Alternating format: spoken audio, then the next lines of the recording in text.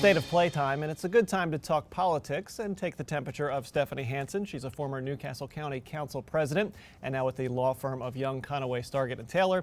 And Michael Stafford, he's also an attorney, columnist, and occasional MSNBC contributor, and so much more, Michael. Absolutely.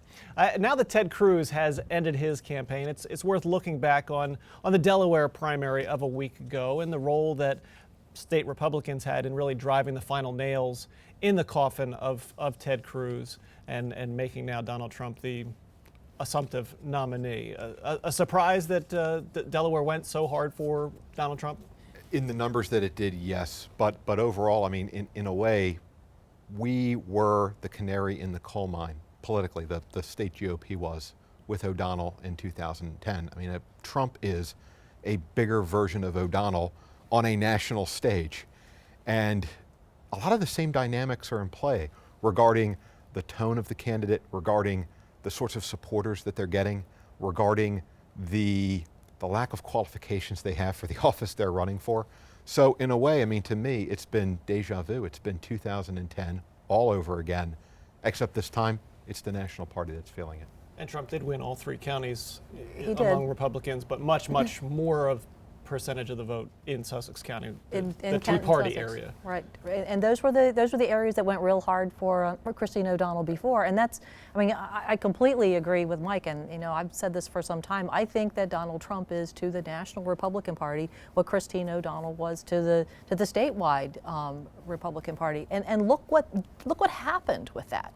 I mean, what is the statewide Republican Party now in Delaware? Where are their high-level candidates? It really kind of decimated the field. You don't have much left. So the question's going to be, after this, after the election, where is the Republican Party nationally? Well, and to me at least, I was surprised that that Kasich didn't do better. I thought there was still a core group of sort of moderate, you know, Castle, DuPont-style Republicans, and I thought they had bigger numbers than what we saw in the primary returns. I mean, Cruz came number 2. And between Cruz and Trump, those two sort of capture, they're extreme right-wing candidates. So yeah, very surprising the case didn't. There doesn't seem to be much of a legacy in terms of support within the party for the older style of Republicans that used to have success here, electoral success here. So are we going to see more Trump, Christine O'Donnell style Republicans maybe coming to the forefront here in Delaware locally? In Delaware, I'm not sure. I don't know how much harder right that they can go. I mean, I think there's a limit to how many elected offices there are in Sussex and Southern Kent County. Right. And individuals like that are going to struggle to win races here, even at the local level in Newcastle County. And I don't know how much more of an effect. I mean, again, the Republican Party has shrunk and shrunk and shrunk. Simpler's victory being sort of the main exception to that. How much lower can they go? I mean, how many more districts can they lose before they just cease to be? I think they've sort of hit the lower limits of where they're going to be, at least in the state House and the state Senate. So, but it's certainly going to impact any ability they have to make gains. We know who the Republican base is in Delaware now. The Republican base, they've identified themselves. They're O'Donnell supporters and they're Trump supporters. And the people of goodwill who are left in the Republican Party who don't fit those categories really ought to look in the mirror and think about where they stand.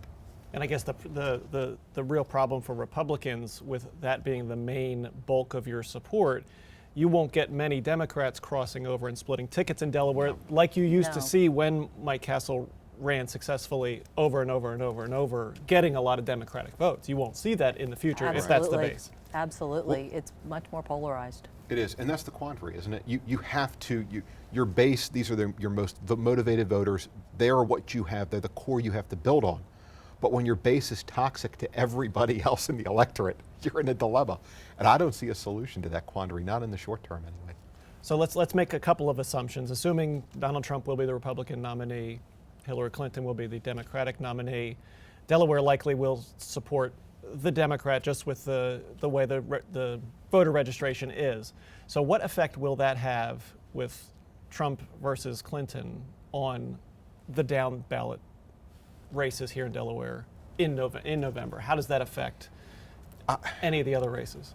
Well, I think that, you know, it's going to, Democrats are going to come out. I think that it's going to be a good voter turnout year for Democrats, and they're going to come out to vote against Trump, against that whole ideology. And I think that because they're voting anti-Trump, anti-Republican ideology, it's going to hurt Republicans down the ballot. To the extent that there were any opportunity for pickups and swing districts in the state house or the state senate, I think those opportunities are out the window now, given who's going to be at the top of the ballot. Again, it's 2010 all over again, where Christine's presence really, she drew out Democratic voters, she put Chris Coons in the Senate, and she hurt everybody down ballot. And that's the same thing nationally. I mean, the question here is, you know, Hillary is likely going to be the next president, but will this also cause the House and the Senate now to switch back to become more Democratic, just like it did in Delaware? I really think that we're watching a larger version of what just happened here. Let's talk about the Democrats a little bit nationally too. Bernie Sanders did fairly well here in Delaware among Delaware Democrats. Didn't get to the level of beating Hillary, but got fairly close for where he's been. Had a good night in Indiana. He sure did. What does that say about his campaign and sort of pulling the Democratic Party a little bit more to the left? I mean, to me, it says that the Hillary Clinton campaign is a car leaking oil with its muffler dragging and throwing sparks down the road. I mean, this is a wreck.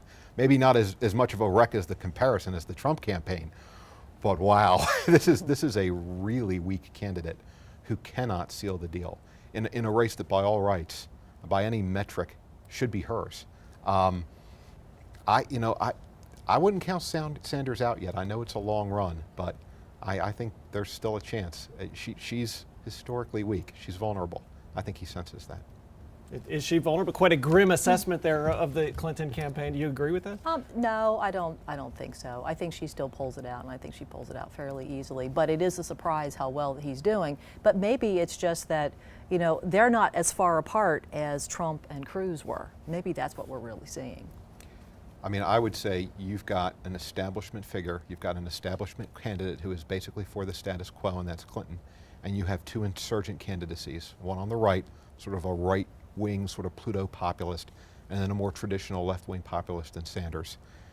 Those two are the ones generating most of the oxygen in the room. It's going to be hard to be Hillary Clinton. As bad as Trump is, as negative as he is, as bad as all his publicity is, as crazy as he is in terms of what he says, I think Hillary is going to have a bigger struggle with him in a general election than most people realize. I could be wrong, but I think so. November will be here before you know it. Plenty of time to talk before then, and we'll have you back. Stephanie Hansen, Michael Stafford, thanks for being here. Check out the full state of play online at newsworks.org/Delaware.